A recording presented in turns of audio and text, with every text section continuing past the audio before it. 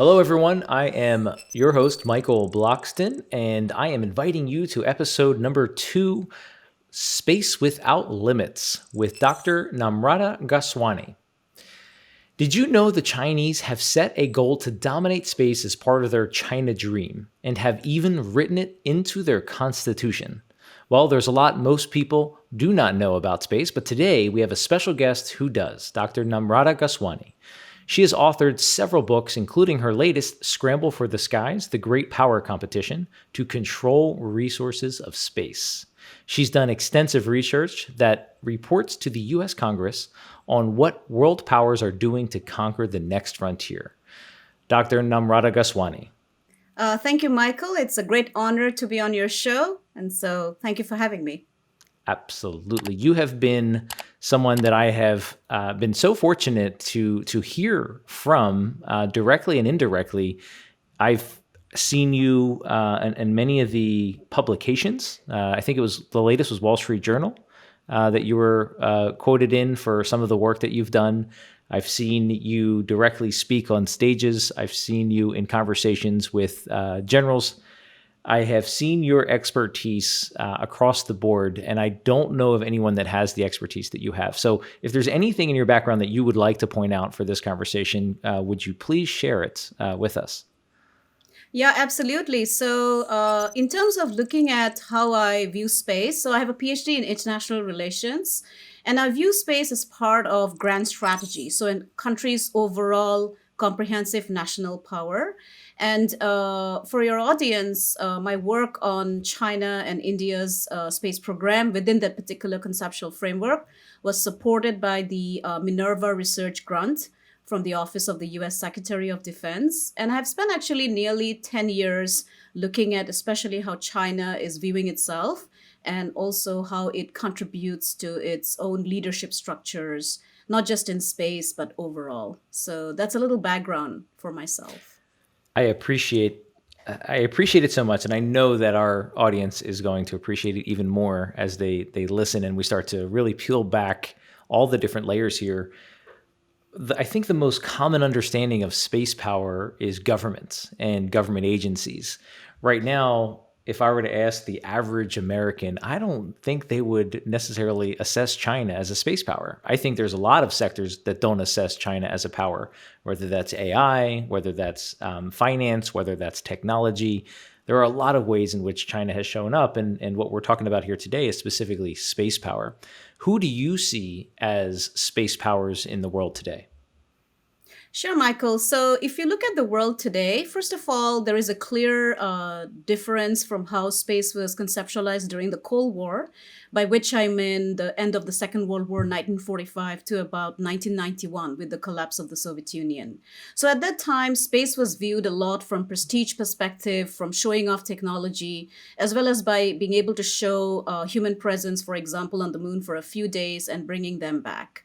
Today, if you look at the world and how it's conceptualized, there are at least four countries that I view as great space powers. One is, of course, the United States, which leads in terms of space technology and capacity and showcasing presence, for example, in low Earth orbit. Then you have China. China is actually a very advanced spacefaring nation. Very similar to the US, it has a capability to sustain human presence in low Earth orbit and has very grand ambitions to establish a permanent presence on the moon by 2036 and then to have constructed concepts like space-based solar power. China is also actually leading in technologies like quantum communication. The third space power is Russia. So we tend to negate Russia because of the collapse of the Soviet Union, but Russia actually inherited almost the entire Soviet space program.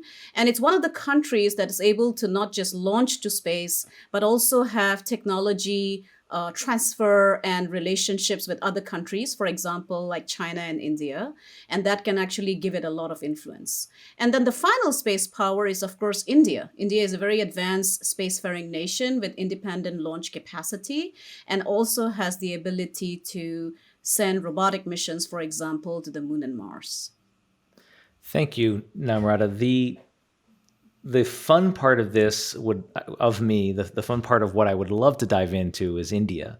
The scary part of me wants to really understand China.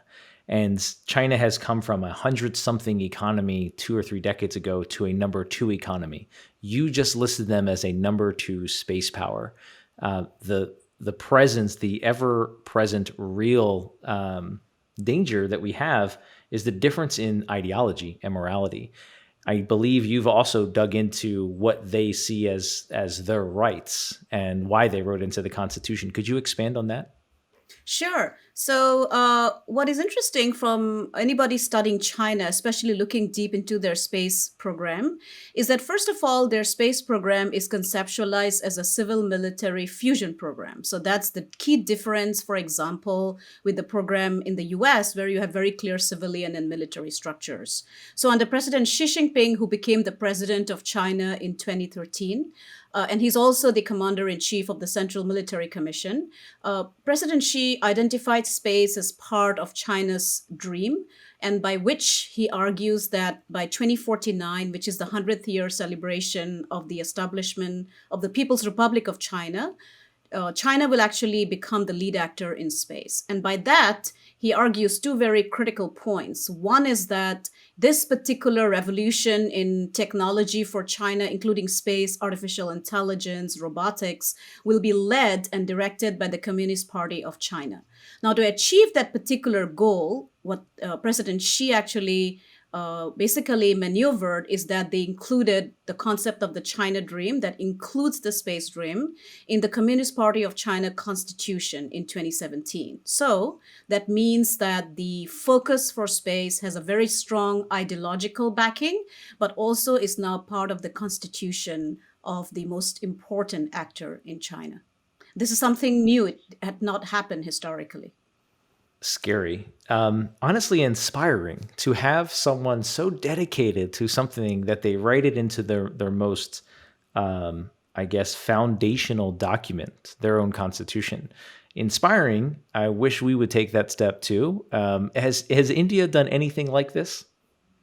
No, so India has a very different structure in terms of a political system. So China, as you know, is led by a one-party system, and the Communist Party of China is actually very deeply interconnected to the existence of the Chinese state since 1949.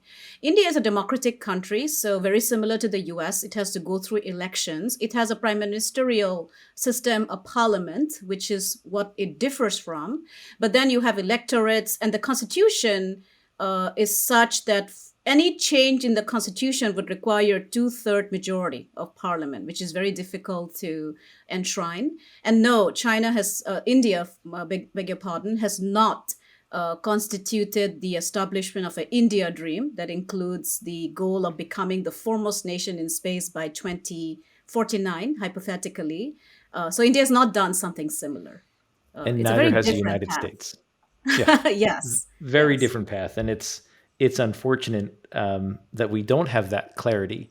The way that I understand China, and correct me if I'm wrong with your understanding, two things, many things scare me, but two things particularly. Xi Jinping has become president and then eliminated the terms of presidents. So in essence, making him a de facto dictator forever until he sees fit or not fit. Is that accurate? Yes, that is correct. So that also was a change to the constitution, and he's made himself president for life. So very different from, say, Hu Jintao, who was before him. So just for your audience, the usual turnover of the Chinese top leadership is 10 years. And this has been followed after Mao Zedong died. But Xi has changed that, and now he's made himself for life. Yes. So that scares me. The other thing that I find interesting, we talk about two-thirds majority. United States has a similar policy, or really a built-in check and balance. And now that isn't present in China, is the PRC? It's really the elite of the entire Chinese culture that is running the entire Chinese economy. And I believe that's only a few hundred people. Do you have better information on that? So if you look at the constitution of how the Communist Party is run, So you're correct in a sense that if you look at the policy making bodies, that includes the State Council and the Politburo, which is a very limited number of top leadership. But then what is interesting is that you have party representative across different provinces. So, for example, Xinjiang is one of the most advanced provinces in regard to technology development. Huawei, which is China's 5G company, is in Huawei, and so the how it's run is that you have the top leadership in Beijing, but then you have regional leaderships of the Communist Party of China across different regions and provinces. So you do have a very limited elite structure at the top, but then you have trickle down effect of different elite structures and provinces as well. And so, yeah, your assessment that there are very few people running the top policy is correct. But then they also have intra-party conversations. They have feedback loops. For example, why did President Xi make himself president for life? Why is it that he basically pointed out that China needs to focus on innovation, and the three technologies China should seriously build is space, artificial intelligence, and robotics? It's because there was a huge feedback loop through the People's Congress, which they have every year. And that's how you talk to younger members of your party, who then tells you what should be the most important, technologies to invest in. And then they run the models and look at their financial, turnover. And that's how they decide. So it's a very interesting system that you have there. It sounds, it sounds fantastic, except the bad side of it, which we will get to in a second. It sounds to me, if I were to dumb it down for my own consumption, it sounds like you're a corporation. You have a CEO, you have a board of directors, but pretty much the CEO and the chairman set the vision, set the path forward, and everything else below you is there to support you. Not so much in India, not so much in the US, but China has set it up that way. And again, that's where that 2/3 majority comes in. You need to actually have the body pushing the agenda, not the head, so to speak, pushing the agenda. And we don't really see that in our democratic culture outside of businesses.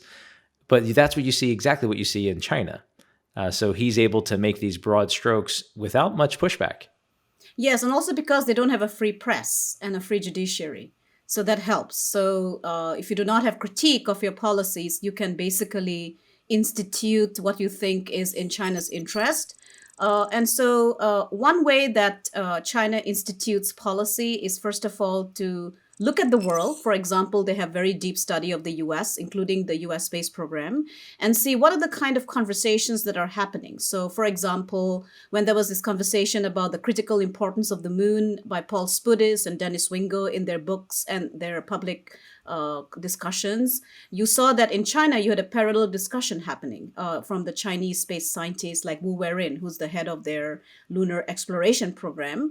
But where they deviated, and this is where your point comes in, is that unlike the US, where you had changes in terms of what should be the mission of NASA, once we have a change in administration from, say, George W. Bush to Obama to President Trump and then to President Biden, there is a very clear strategic long-term vision that does not change with change in leaderships. And so it's a very interesting way that they unfold, and you can see the effect of it today. So some of the programs that we see, for example, China's landing on the far side of the moon very successfully in 2019 was a mission that was planned 20 years ago, and they continued to have that particular focus.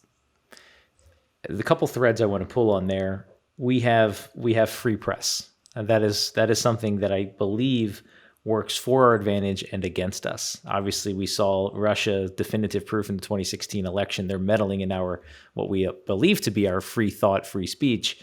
We're really using algorithms against us. And when you think about discussions about space, we have free press, so people can push back. Why are we supporting SLS? Why are we supporting SpaceX? And that absolutely does have an impact. And I know as a natural U.S. citizen, seeing the development of my role and my vote, get cast, I don't know. I don't ever really feel like it has an impact. But looking broadly, it absolutely has an impact because you don't have the impact in China. So you don't have any pushback from the public about, oh, we shouldn't go to the moon. Oh, we shouldn't make these resources. If Xi Jinping, as the head of that, China corporation, for nomenclature, if he says that's what they're going to do, then that's what they're going to do. And not having free press relieves them of that, but then also doesn't call them out for things they shouldn't be doing, like concentration camps and all sorts of other things that are that they can pass because they don't have the oversight that we do. Yes, and also, for example, there is no robust investment of how finances are being invested, right? And so there could be dissenting voices, but we do not hear about them. There could be vigorous debates about that China should not be investing, for example, in a particular capacity, but we do not hear about it. And also, I think what happens is that once you have such a control system, and this is one of the strategic vulnerability of China, is that it is very worried if any kind of dissenting voices makes it through into their social spaces. So it has a firewall, constant monitoring of what people are saying, which can be very costly, and also shows you that there is a regime vulnerability in place as well, because the Communist Party of China is very, very uncomfortable with any critique on its ideology. Now, to take your metaphor, is it like a corporation? Sounds like it is, but then historically, what is so interesting is that they view themselves as being very much ideologically inspired, which is not usually the case with corporations. There could be, corporations might have some ethical ideological leanings, but would not be very much projecting that as their strategic vision. I think what you're saying is that it could be run like that. But then what is interesting is that in my conversations when I visited China, they were very clear that their entire focus on developing China was for two very important reasons, including in space. One is for showcasing the attractiveness of Chinese communism with Chinese characteristics to the world so that the world can think of emulating it. And second, it was all about national rejuvenation of Chinese civilization and culture. So historically, China has viewed itself as a very critical part of the world and saw themselves as humiliated during the 100-year humiliation century, including because of British and Western influence there. And so they argue that with this kind of investment, they can actually bring back that status and rejuvenation. We'll talk a little bit about the threats later, but that just to understand how they are so ideologically driven. And that can have a lot of intensity and passion as well.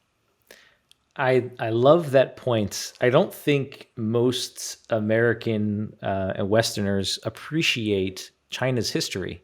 I mean, you've got thousands of years of them being the prime culture of the entire world. It was by happenstance they burnt their own navy down. Yeah.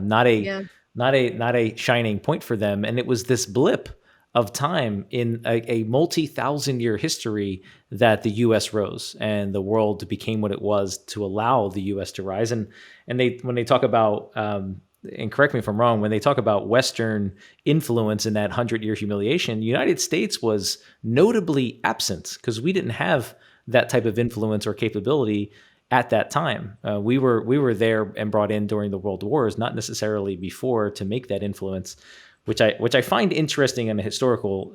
Is that accurate that the United States didn't have that much influence directly in China for that time? Yes, at least in terms of presence. So the US, for example, the countries around the world, including because of British colonialism, were very much inspired by what happened in 1776, the establishment of the United States as the first modern democracy, the first experiment, because everywhere in Europe there were monarchies.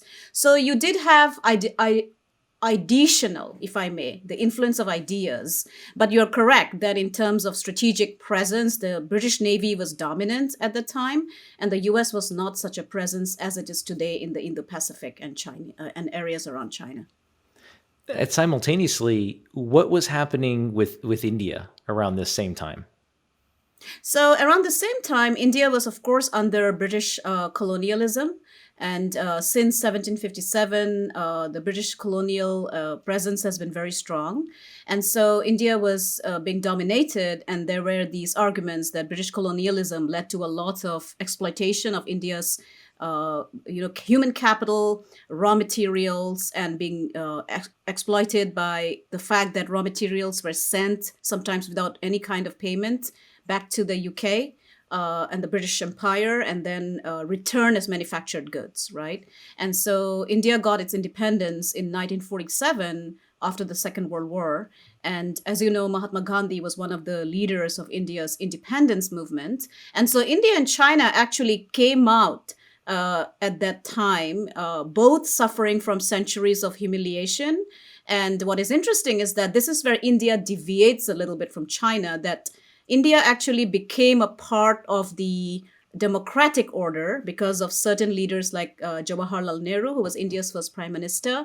And India's independence was won without violence. So it was a non-violent activity. Whereas in China's case, Mao was, of course, the biggest ideological thinker in terms of guerrilla warfare, the utilization of people's war vis-a-vis Japan, and also Chiang Kai-shek. And so it's a very different pathway for both countries. But they both suffered from centuries of colonial exploitation. China lesser, because India was basically ruled and governed by the British Empire. China was not. So it's an interesting point to make, again, looking at the history of where they're coming from.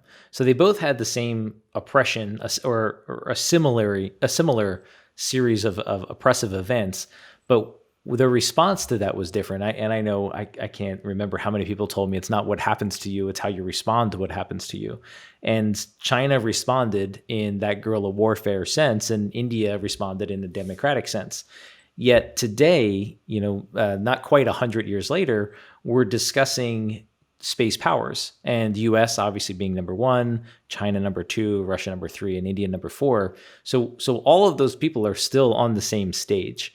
And I think it's also relevant to state the billion people that each of from India and China, if you think about human capital, and I know the amount of STEM, not research, but education that's happening in both of those countries is astounding. I wish we could emulate that. Can you speak to that initiative? yeah, sure. So actually for China, the education in STEM is part of their innovation strategy. And this has been going on actually not just with President Xi Jinping, but Hu Jintao. The first person who thought about forwarding the education in sciences and technology was Deng Xiaoping. And Deng Xiaoping was the man who opened up China to the world in 1978.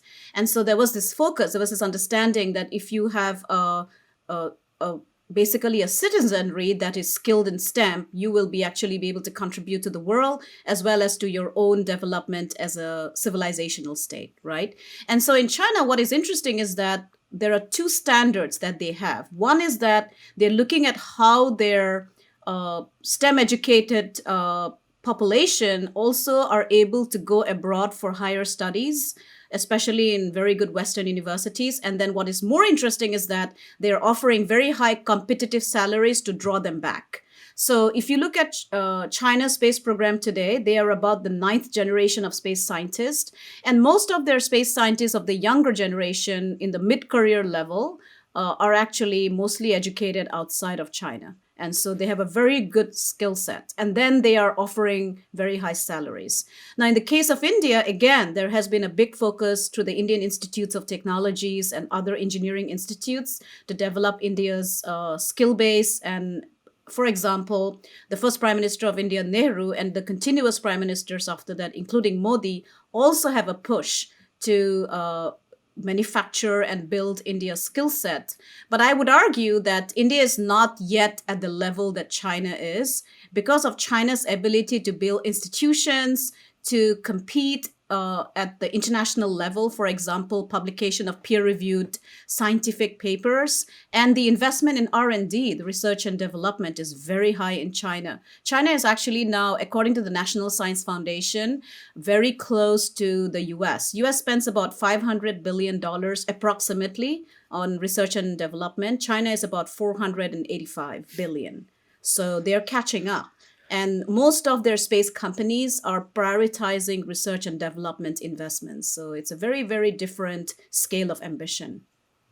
Interesting. I believe I just read that something like the top five U.S. space companies only contribute under 7 billion a year to R&D, but at the top five tech companies in the United States have over 70 billion a year. And there's a stark difference, obviously, where innovation is coming from, Silicon Valley versus the belt. And now you're saying China is pushing very heavily on their own space R&D. That is the future. R&D is the future. It was our own Skunk Works and General Schriever that have helped us create the capabilities in R&D that we have today. It's interesting that the stark difference. I don't think India India didn't have the opportunity, I think, that we gave China.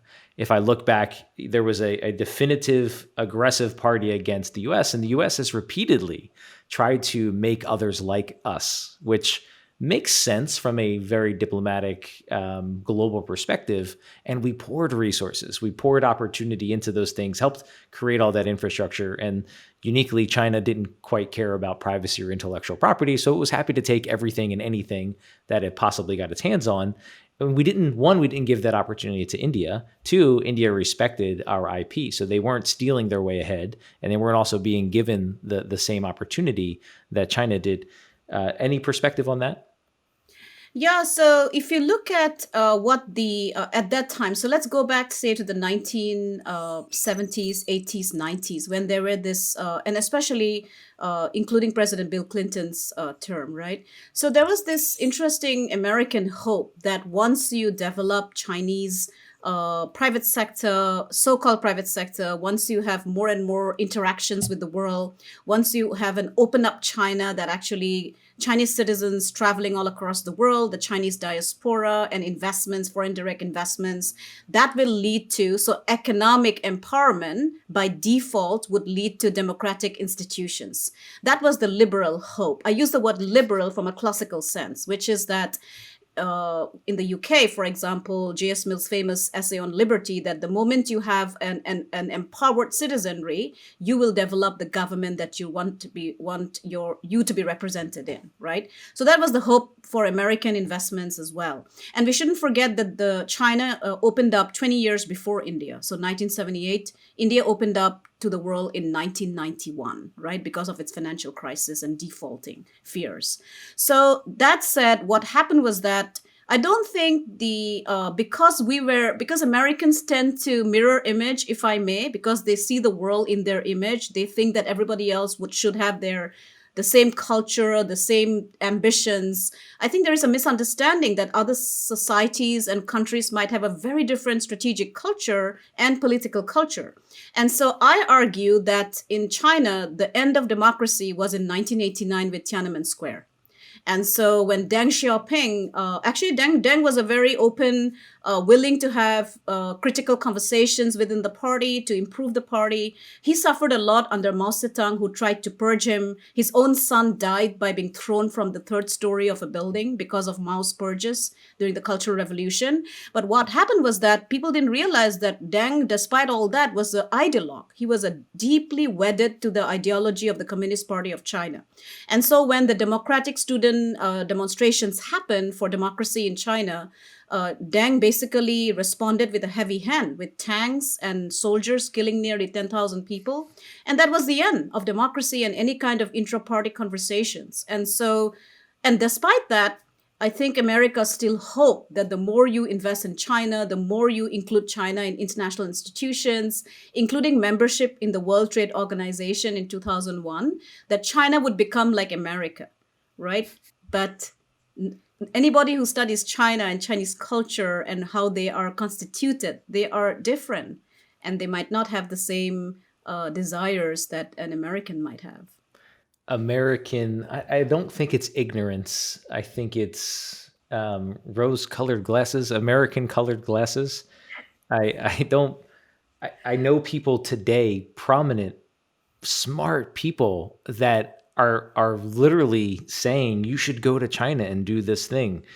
to business owners. And it's just asinine to think about what, case after case after case after case, what happens when a US business goes to China. That US business is out of business in some period of time after, because China will do it for cheaper. I saw it myself, and for those that are listening, I have 15 years of telecom finance background. I saw it happen in cell towers. When Huawei came out with 5G, you had American companies offering to build cell tower communication systems for the whole country at cost, and China would come in and do it for free because they wanted control. And now those countries are in quite a bit of a pinch with different debt instruments and things like that. Fascinating to see that the good and the bad of the U.S. rose-colored glasses, if you will. I personally grew up in Philadelphia as well, and I still say that Philadelphia is a land island. There are people I know that haven't been to New York, and it's an $18 bus ride from Philadelphia to New York. And there's this understanding, and again, for all intents and purposes, U.S. is an island. We've got oceans on two sides, and not powerful neighbors, north and south. So we get to set the tone of what happens in this part of the world. And NAFTA is obviously an even better official agreement that demonstrates our capability to influence this entire hemisphere.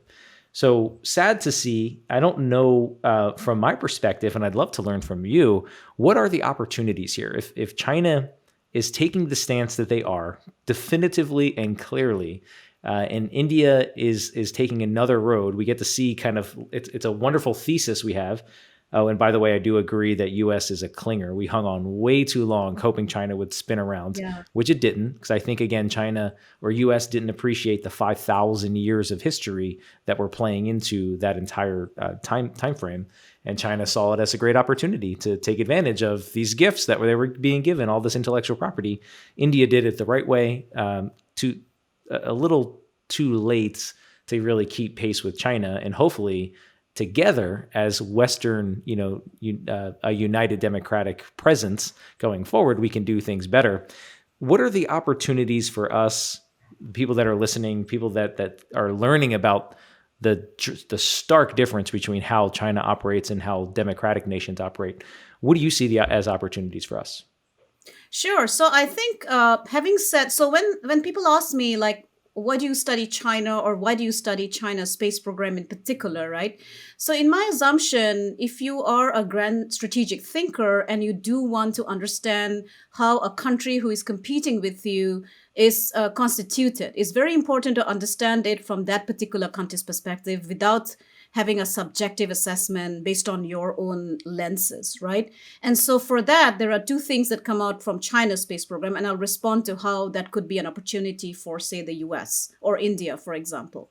So one is that, first, there is the very critical dimension of national security in China's space program. So, which means that their investments in their civilian space program are very directly connected to their military space program. And they make it very clear. It's not like they're hiding it. They say that this is about civil military fusion. And since 2019, they have constituted a civil military fusion unit in their Politburo. So for your audience, the Politburo is the highest policymaking body within the Communist Party of China. So it's a very critical body.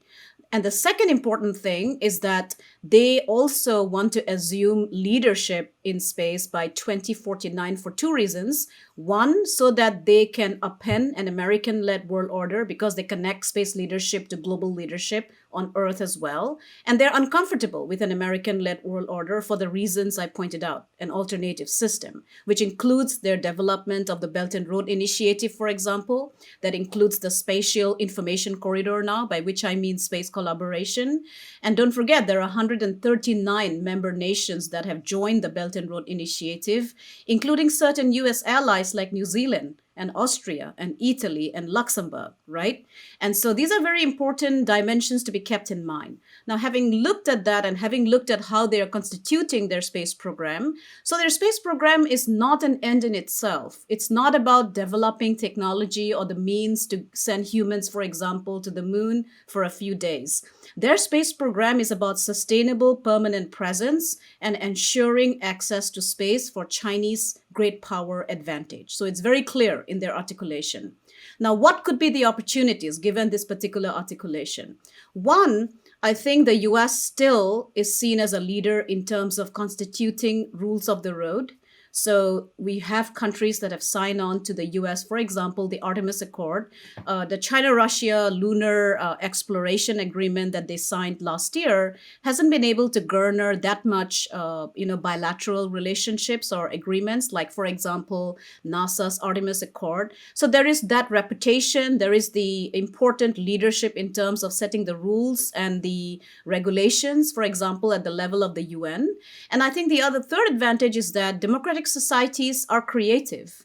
So, we cannot forget that we have a very vibrant private sector, and you did have a Blue Origin and a SpaceX and a Made in Space and Master on Space in the US, right? You had reusable technology developed here, and that's because US is also open to high skill migration. Musk himself is an immigrant from South Africa and Canada, right? And so I think those are the advantages.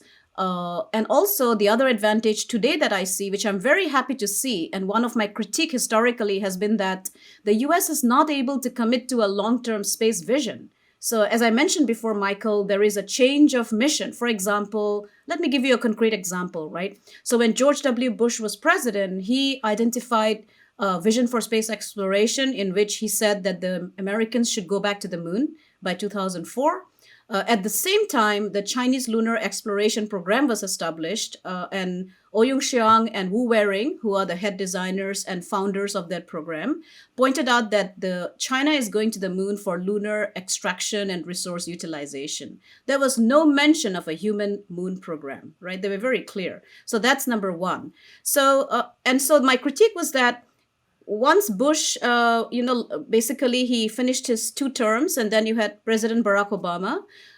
He basically changed the vision of the space program, saying that we have been to the moon, we don't need to get there anymore, so we should go for asteroid exploration, right? Which is a good thing, but then what happens to the continuity, right? And then when President Trump came along, it was the Moon to Mars program. Today, I think because of critique and because of pointing out that this could lead to a weakening of US space leadership, there is a continuation of support for the Artemis Accord, including supporting the US Space Force.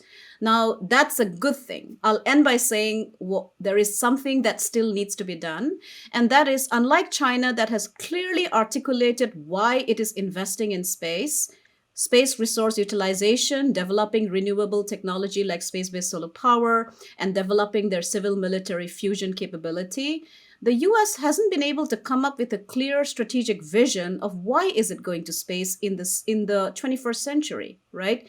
Seems like NASA still has 20th century goals of being able to send humans for a few days to the moon back and bringing them back, right? But I do not hear an economic perspective. I do not hear why is it that the US wants to go to space? Is it because it wants to be the leader in terms of enabling space development, or is it about space exploration? So I think that could be a disadvantage if you do not have such clearly articulated vision, because space is such that countries are watching you.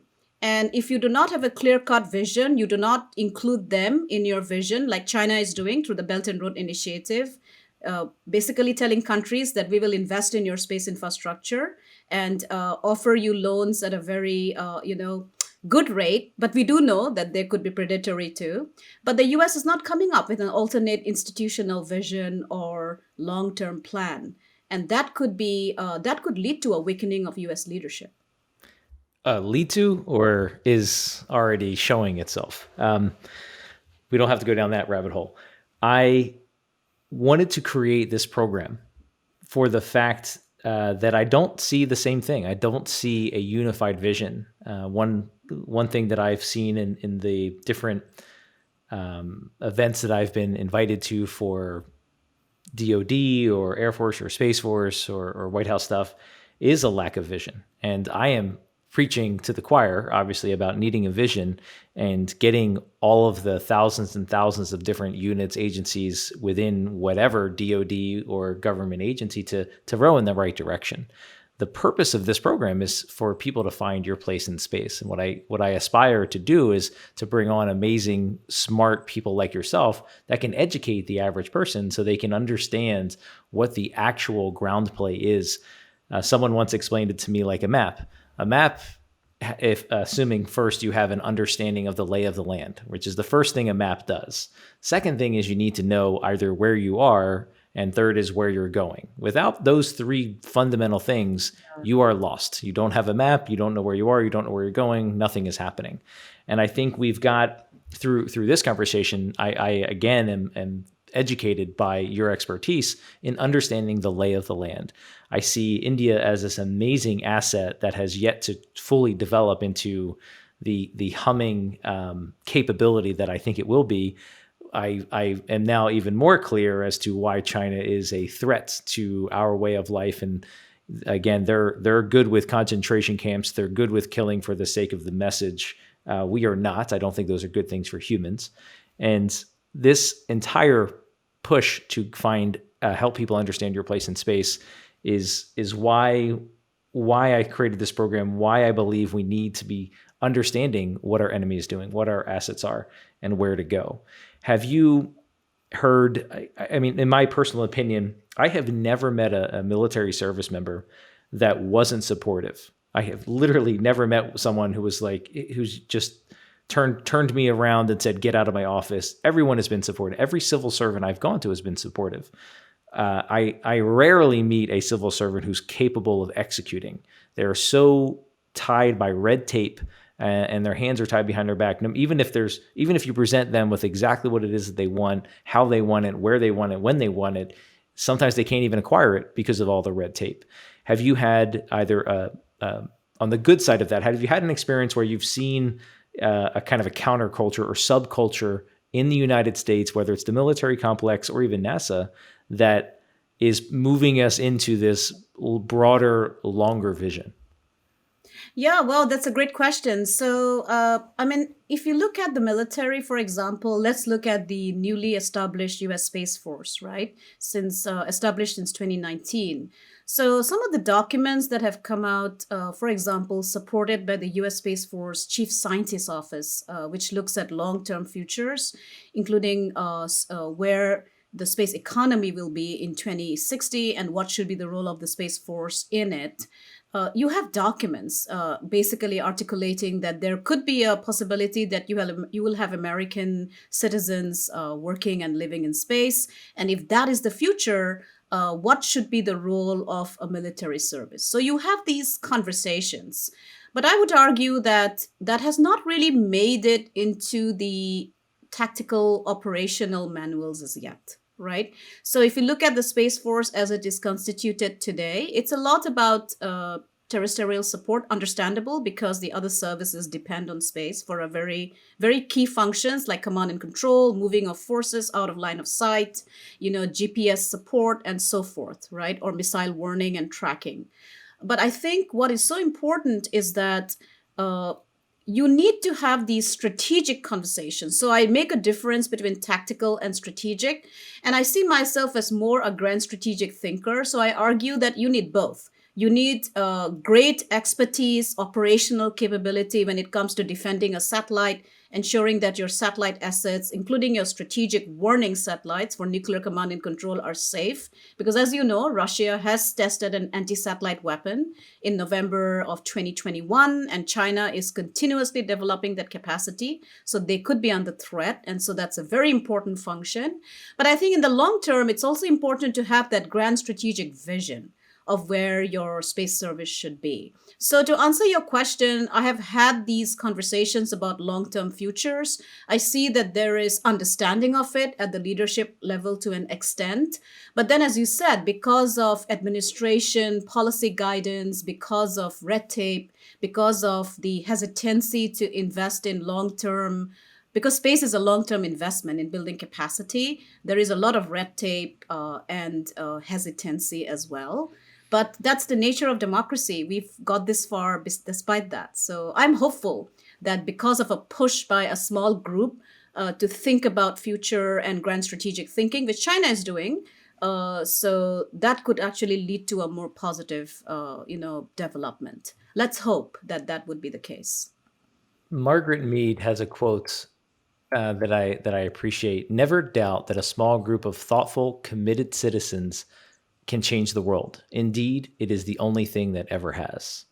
That gives me hope because you're not talking about the broader United States government is going to take Yeah. care of me, which I think this goes back to when the Constitution was written and we declared independence, the school of thought that the federal government should be the thing that kind of takes care of everything, more along the communist side of things, versus the federal government should just be a low supportive infrastructure piece. I find hope in when I talk to entrepreneurs, and I think entrepreneurs are the real opportunity for humanity or for morality in the freedom side of things. And again, to be clear, I don't meet a lot of bad people, bad actors. There are very few bad actors that I've ever met. I have met a few, but the vast majority of people, whether here in the United States or when I travel abroad, are good people, and they want good things. They want good things for their children. They want good things for their grandchildren. They want good things for their neighbor to happen. And most people, again, aren't jealous people that if they can't have it, they don't want you to have it. So I don't find that to be the human way of life. But I also have learned not to keep my US rose-colored glasses on and to see what happens when other actors like China are doing the things that they're doing and what we need to do about it. I do believe that I strongly believe that even if the United States were to set a vision today, it would be too late. I think we need to look to the entrepreneurs, and I think we need to look to the private community to be in the broader democratic community globally, India, especially Australia now recently, with some really good advancements towards their space vision, which I'm not clear exactly what it is, but I know they have a space agency now. I know they're working even more closely with NASA and the U.S. Department of Defense. I believe that's where we need to be. And again, the point of this entire call is to find those people that are enthusiasts, people that are interested in this. One thing, if we were to talk about vision, if I asked almost anybody, where does Elon Musk want to go? Everyone's going to say Mars. Everyone knows that Musk wants to go to Mars. It is clear. Yeah. And the people that are in the know that China wants to control the southern pole of the moon. And it's clear. You brought it up yourself. Where does NASA want to go? They want to throw a couple people around the moon and maybe spend a few days. Like, that's all right. That's not that exciting. And I think we're missing that opportunity. Are there any other actors, if we look at the lay of the land, are there any other actors that we should really be aware of, that we should be paying attention to, people that are either good or bad? Or is there anything else? Again, I personally don't know a ton about India. I just brought up Australia. I think there's other assets we could be aware of to make sure if we are in the commercial community, we can be reaching out to. Oh, yeah, absolutely. So India actually, as I mentioned, has a very vibrant space program and also has proven capacity to go to the moon and to Mars. India was the first Asian country actually to go to Mars orbit, if not landing. And also, India collaborated with NASA for their Chandrayaan-1, which is their first moon mission in 2008, where a NASA mineralogy mapper that was on the Chandrayaan-1 mission basically confirmed the presence of water ice on the south pole of the moon, right? And also the one thing that I think is not really understood in the US is that India is also starting to privatize its space sector. So since the last 2 years, there has been a big push for India to privatize its launch. For example, the Polar Satellite Launch Vehicle. There is the Vikram 1 and 2 that is being developed by Skyroot Aerospace, which is an Indian new commercial space actor. India has established the New Space India Limited that pushes for public-private partnership. Indian companies are investing in, for example, how to develop microwave beaming of power, which is going to be critical for space-based solar power. And so you have a great emergence of India's private space sector, very similar to the environment you saw when India advanced its information technology service sector, right? And most of these developments are, of course, happening in the south of India as well. And so that's a very interesting development. And I don't think it is understood or captured in the US ecosystem as well. One thing that I would critique in terms of US conversations around space, including from the entrepreneur community, is that it tends to be very insular. It tends to be talking to each other and not really talking to actors outside, where you could actually create create a lot of advantages, right? I know there are export control provisions, but you can still have a conversation in terms of what other actors are doing in terms of space, right? Now, countries to watch. I think the countries to watch, in my perspective, one is Indonesia. So Indonesia has a very old space program, but then recently they have articulated ambitions to develop their own launch system. And what Indonesia is doing is very interesting. They are basically wanting to showcase the fact that they are very close to the equator. And so launching from their spaceport is going to be inexpensive. And Michael, what was so interesting was that the president of Indonesia, he called up Elon Musk directly to basically persuade Musk to set up shop in Indonesia, arguing that if you launch your Falcon 9 and other rockets from Indonesia, you will have to pay much less money in terms of fuel because you do not have to do orbital maneuvers. So that's a country to watch. I think UAE and Saudi Arabia are two countries that are starting to invest a lot in space. So you'll have a lot of opportunities, including US private space entrepreneurs. They have a 10-year space strategy, which they have just released. It's called National Space Strategy 2030.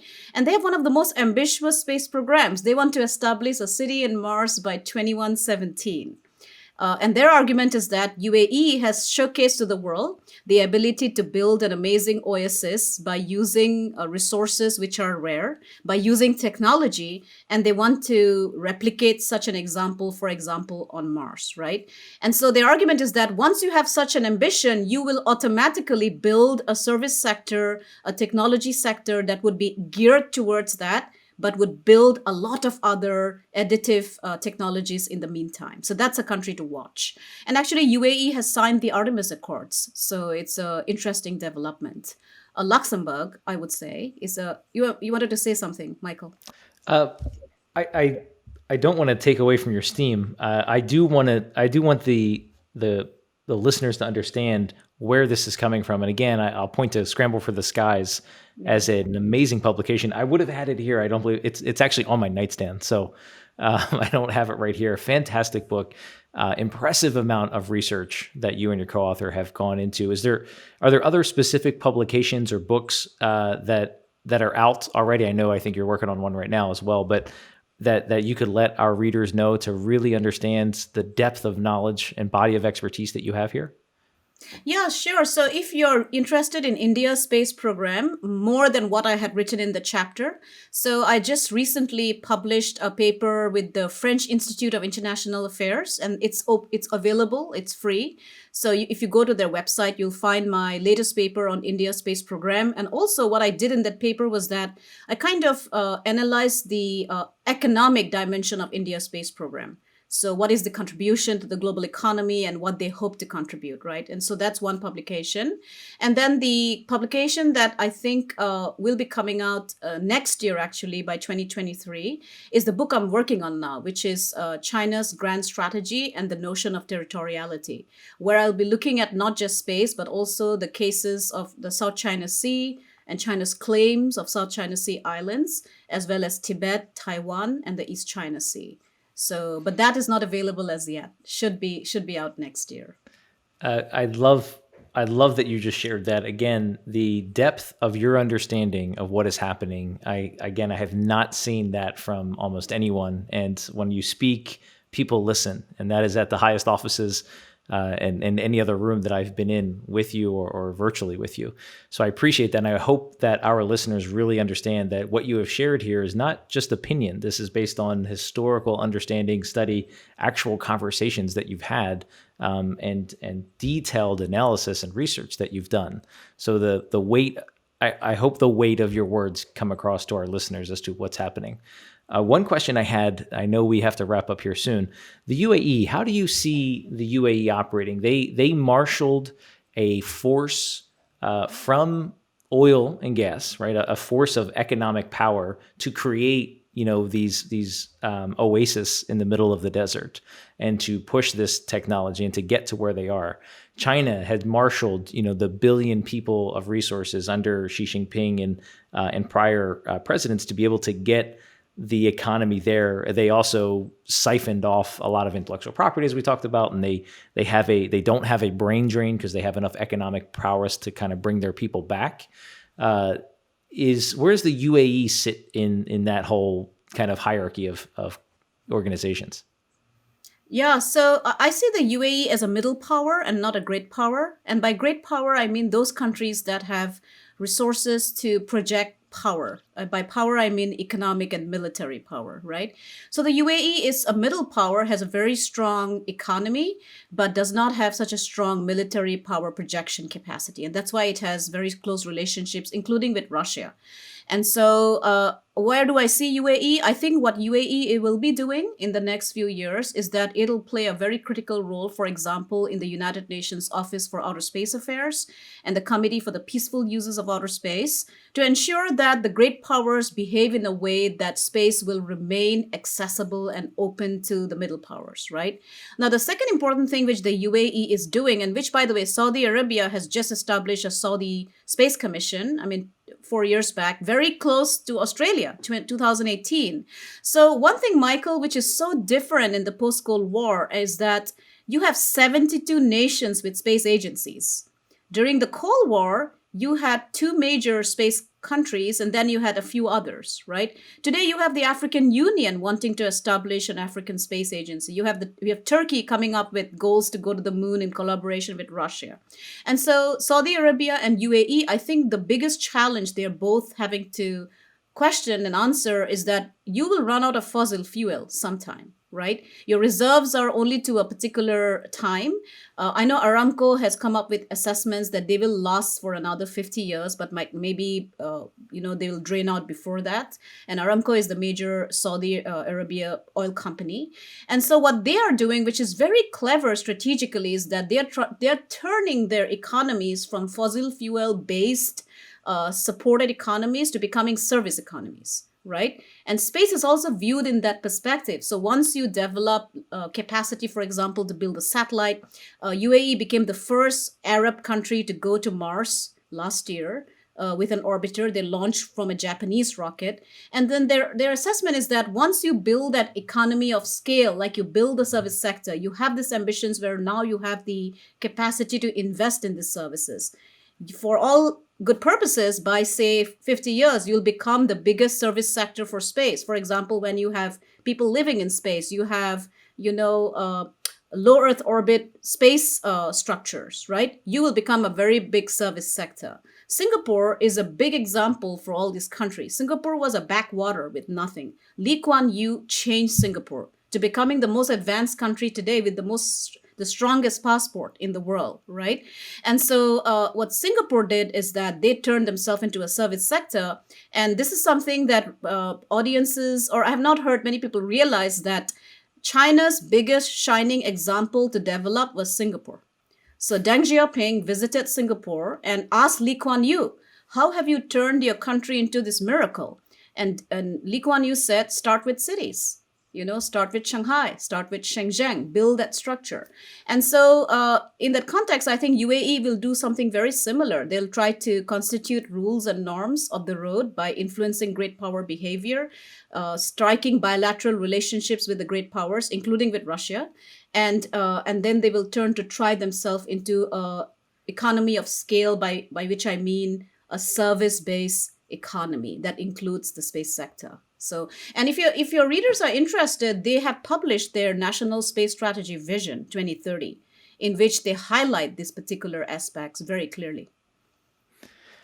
I so much appreciate all of this insight. Every time I hear from you, read from you, listen to you, I walk away a smarter person because of it. And I hope our listeners do as well.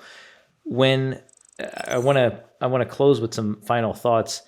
The problem one of the problems that we uncovered here was the lack of understanding of the general populace why space. You brought up you're not seeing from the United States, what is the United States doing? What are they defining as their space vision, which they have not defined at all? Okay, yes, we'll get behind the Artemis Accords. Yes, we'll kind of do some of these things, but we don't define it. Again, Elon Musk going to Mars, clearly. China wanting to own the south pole of the moon. Are there Are there specific things that you're seeing? Obviously, I'm biased, and Nebula has a very specific plan that we're executing on. But what are you seeing in the private industry, especially with India? I'm not familiar with them as well, and I think it's fantastic. I'm grateful to hear that India is bolstering their private sector for space. Are there any other smaller visions or things that you're hearing in the ether? Yeah, for example, Nebula, let's take the example of Nebula, right? If you're thinking about developing data centers and server satellites, right? If I may use a hypothetical case, what that means is that if you have the US private sector building certain capabilities, that actually forces three very important things. And I think this is critical to be understood. And that is one, it'll define standards. So, what are the standards by which a market is going to operate? How the market share is going to be determined? Those standards are set.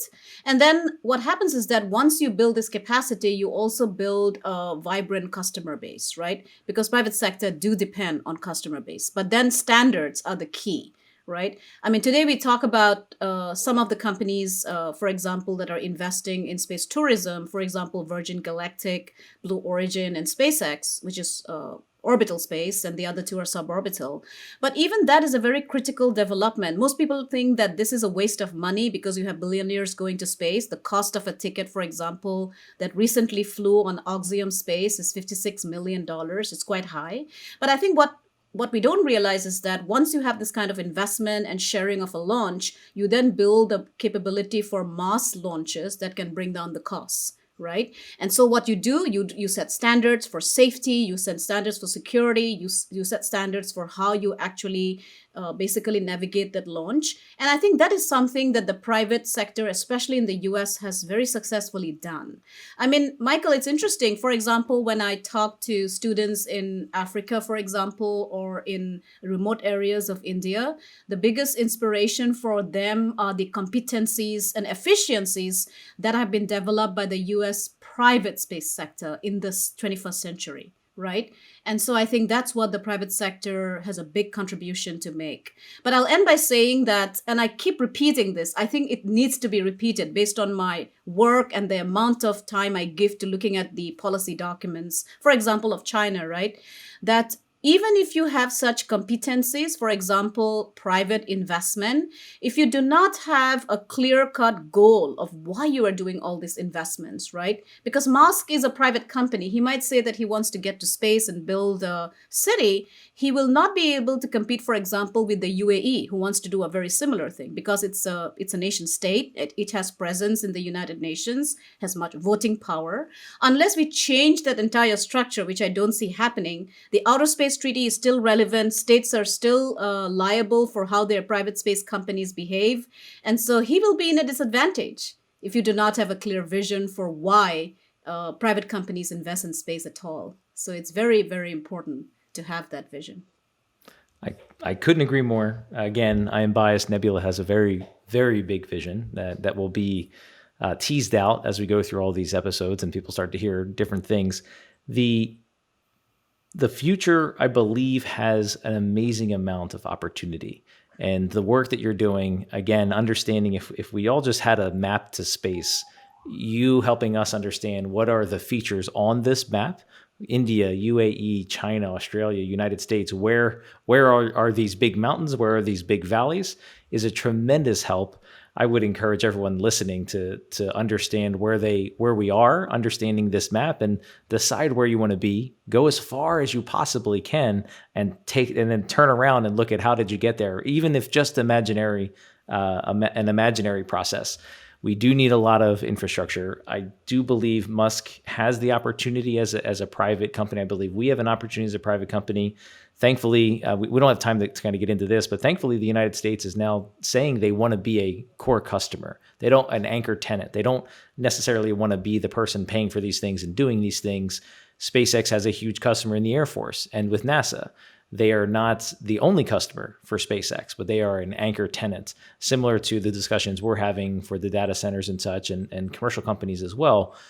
That is a model by which I hope India is also emulating, where the government will be the anchor tenants to these private companies, giving them the ability to get through the valley of death, which I think was defined in the original aerospace push, where you saw these companies with great ideas not get picked up. And unfortunately, in our own history, we saw a division of the industrial complex and actual military, which was an unfortunate turnout. But now we're dealing with it, and we need to do all these things. So I would say, in a final thought from my side, if you have been encouraged and heard things that are great, if you are aware of things you were not aware of before, the spooky boogeyman in the closet that is right there to get you, be encouraged that you still have time to get something done. Be inspired to get something done and to do something. Be empowered to start reaching out and doing it now. Do not wait. We need all of this for the future of our kids and their children. We need to start moving things forward. Namrata, any final thoughts from you? Yeah, I'll just say that it's space is actually, as you said, it's inspiring. It brings people together, and also actually generates a lot of creativity and talent. But I'll also say that space also continues to be very strategic. We see this with Russia's invasion of Ukraine and how Russia has used its space collaboration to create pressure points, including refusing to launch OneWeb's 36 satellites because they didn't meet some of its conditions. So it's very important to be realistic because space continues to be determined by very nationalistic goals and national security dimension, for example, with China and Russia. And so if we keep that mapping in mind when we build our vision and our strategy and expectations, we are likely to fulfill some of the goals that we have in a realistic manner. I think I'll end there, Michael.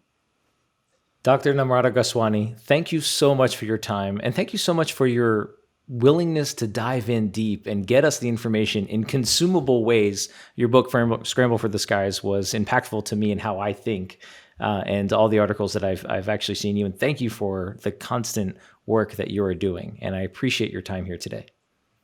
Thank you, Michael, for having me. It's a pleasure.